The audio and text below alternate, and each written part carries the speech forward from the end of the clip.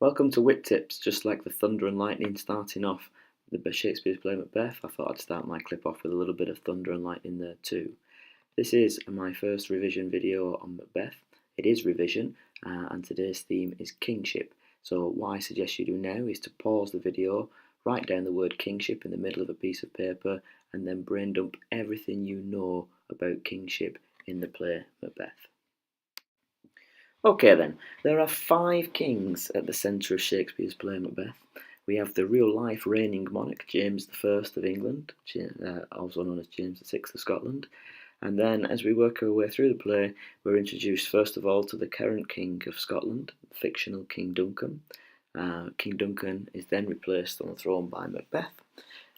We also get reference to Edward, who is the King of England, who helps Malcolm and Macduff form an army against the tyrant Macbeth. And then we've got Malcolm, who restores order and equilibrium towards the end of the play.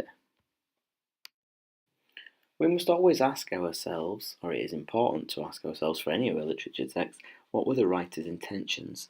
Shakespeare's intentions were to obviously try and please the court, please James I, who was the patron of arts at that time. And each of the fictional kings, Duncan, Macbeth, Edward, Malcolm in the play, either embody or celebrate an aspect of James I's kingship, or represent some of his flaws perhaps, and his fears and his insecurities. Let's have a look at each of these kings in turn, from a key quote and a key section about each one of them, and see how they link to James I. The first scene that I thought we'd look at then is from Act 1, Scene 7. This is where Macbeth having some grave doubts about actually going through with the murder of Duncan, even though he's been encouraged to do so by his wife, Lady Macbeth. In this speech, Shakespeare calls Duncan meek. The adjective meek means to be quite gentle, quite submissive, quite kind perhaps as well. So we see here that Duncan is presented as quite a good king, in a way, a gentle king, but also this could be seen as a bit of a weakness. To be meek, to be submissive as king is perhaps not the best, because kings, especially at the Jacobean time, needed to be quite strong, quite decisive. So here we see two different sides of Duncan here, a nice, good human side to him, but also a weak side in terms of his kingship. Despite that though, Macbeth calls his kingship a great office. Okay, so here he's talking about just how effective his kingship has been and how respected he's been. He calls it great. He thinks that he's a great king. He talks about his virtues lasting for a long time and people talking about his behaviours and his manners for quite some time after that. Further on in this extract, we start to see then some of the effects that the country might have. They might perceive the deed that Macbeth is to do, this act of regicide, as a horrid deed. And Macbeth talks about in every eye tears that's going to drown the wind. So many tears are going to be shed for Duncan and his death.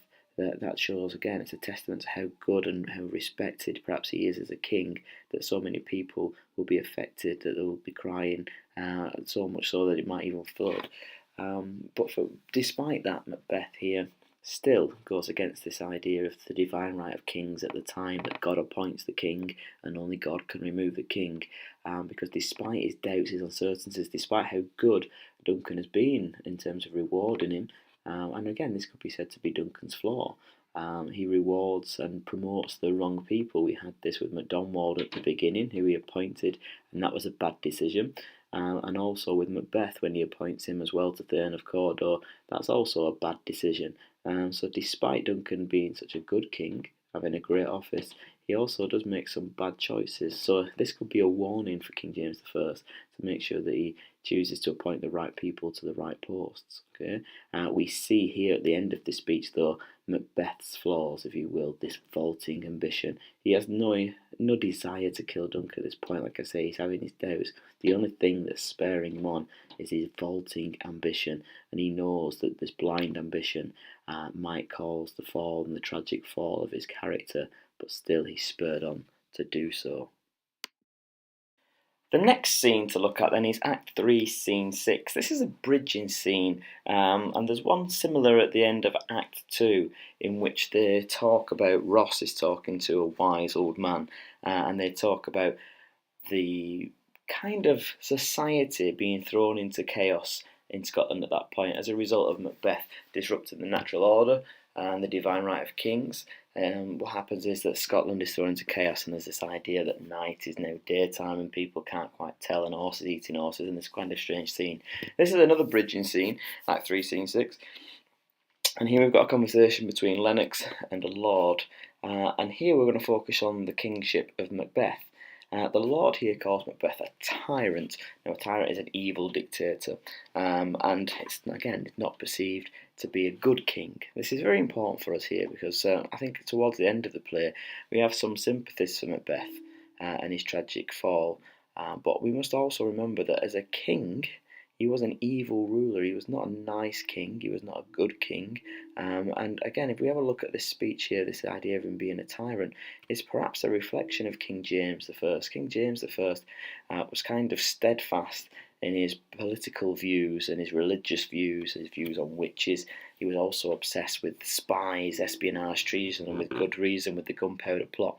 But this was very important for him because his kingship was actually juxtaposed that with Elizabeth that came before him, where he was quite quick to persecute people for witchcraft, for perhaps again treason and crimes like that, with very little evidence sometimes. Okay, so for a lot of people, they saw James I as quite a tyrant king as well, and there was an element of tyranny to his kingship.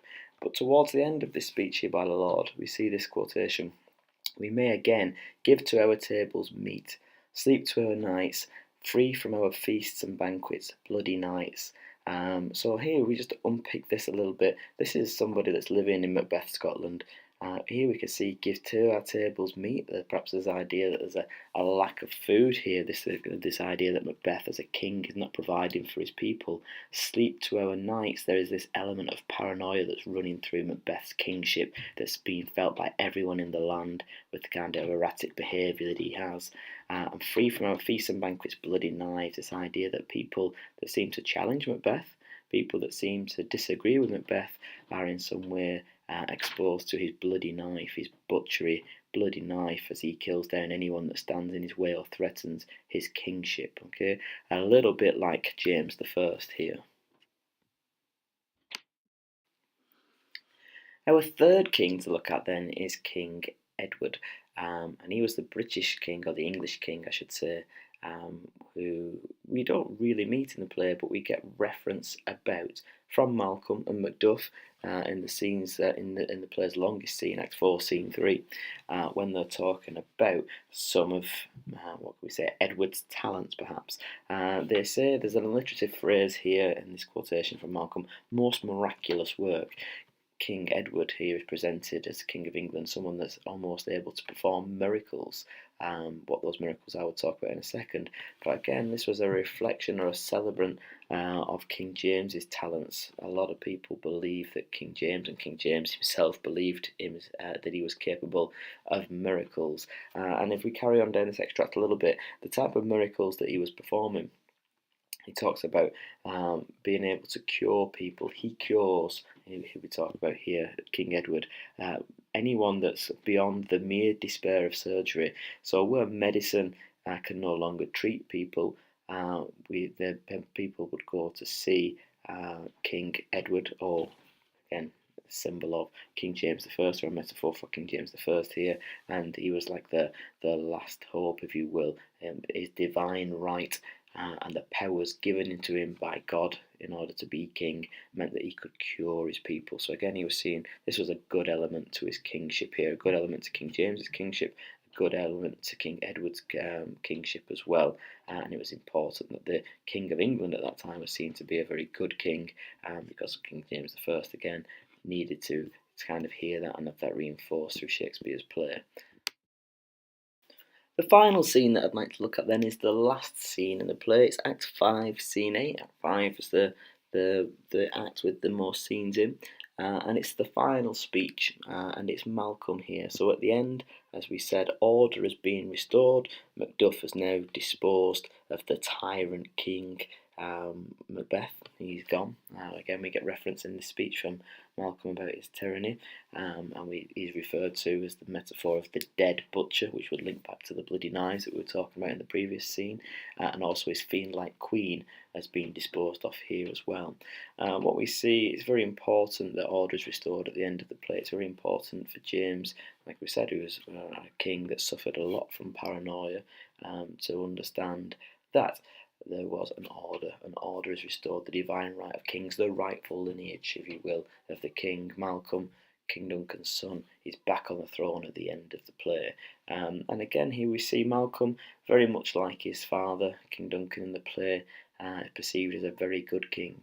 Here he talks about bringing home exiled friends from abroad, bringing Scotland back together. The Scotland that lived in the fear of the tyranny of Macbeth is now being kind of healed, if you will.